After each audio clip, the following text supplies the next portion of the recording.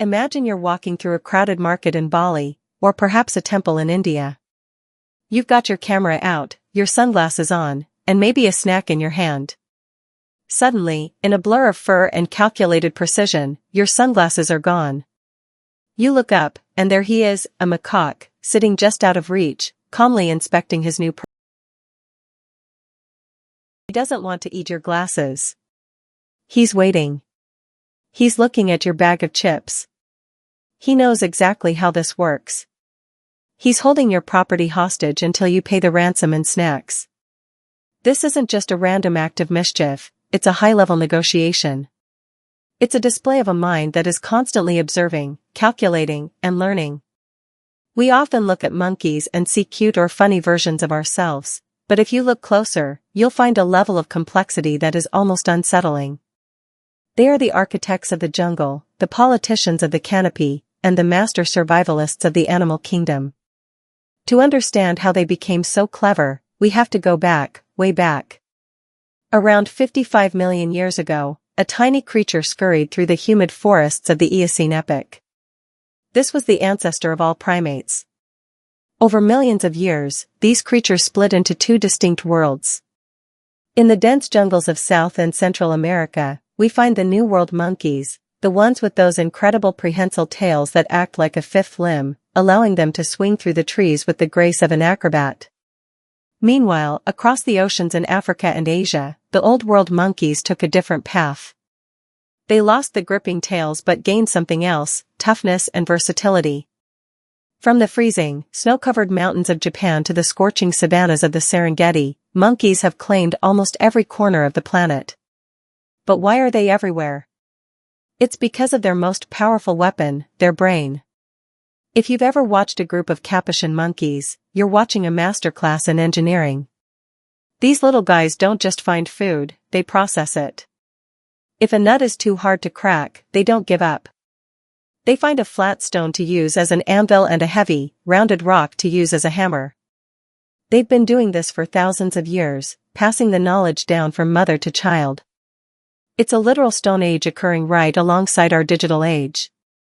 This intelligence isn't just for tools, it's for survival in a world where everyone wants to eat you.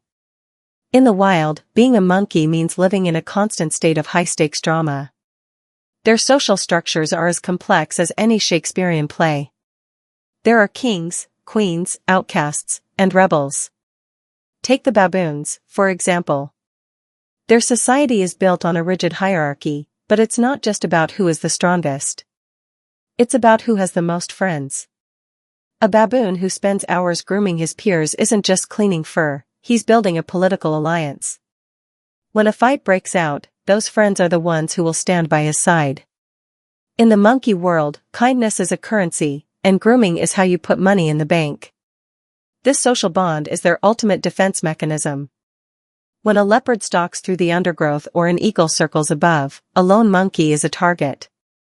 But a troop? A troop is a fortress. They have a sophisticated alarm system that would put modern home security to shame. Researchers have discovered that some species, like the vervet monkey, have specific words for different predators. A short, sharp bark means leopard. Climb a tree. A different chuttering sound means snake. Look in the grass. And a low-pitched whistle means eagle. Get to the thickets. They aren't just screaming in fear, they are sharing vital data that saves lives. And then there's the way they handle the elements. Consider the Japanese macaque, also known as the snow monkey. While most primates thrive in the heat, these resilient creatures have learned to survive in temperatures well below freezing. How? By watching, learning, and innovating. Decades ago, a single female discovered that the natural volcanic hot springs in the region felt pretty good on a cold day. She hopped in. Then her friends hopped in. Now, entire generations of snow monkeys spend their winters soaking in thermal baths like they're at a luxury spa. It's a cultural tradition, passed down through observation, a trait once thought to be exclusively human. Our relationship with these animals is complicated. For thousands of years, we've looked at them with a mix of awe and annoyance. In ancient Egypt, baboons were seen as messengers of Thoth, the god of wisdom. In Hindu culture, the monkey god Hanuman represents strength and devotion. We see ourselves in them, which is why we're so fascinated by their antics.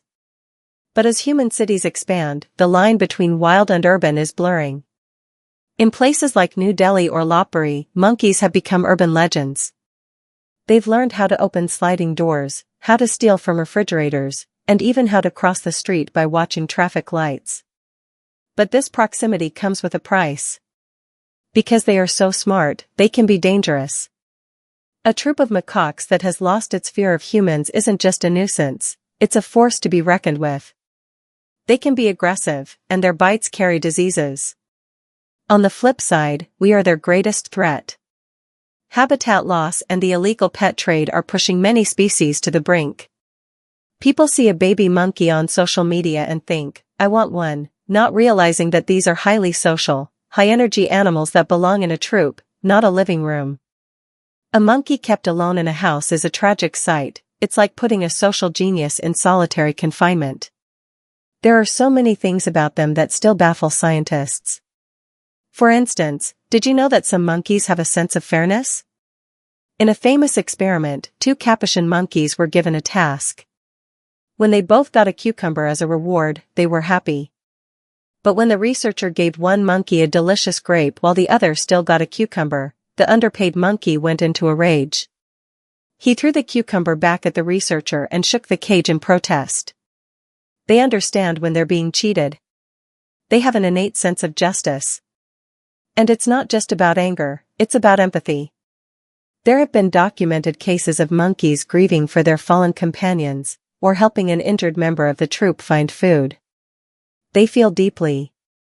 They remember faces. They hold grudges, and they offer forgiveness.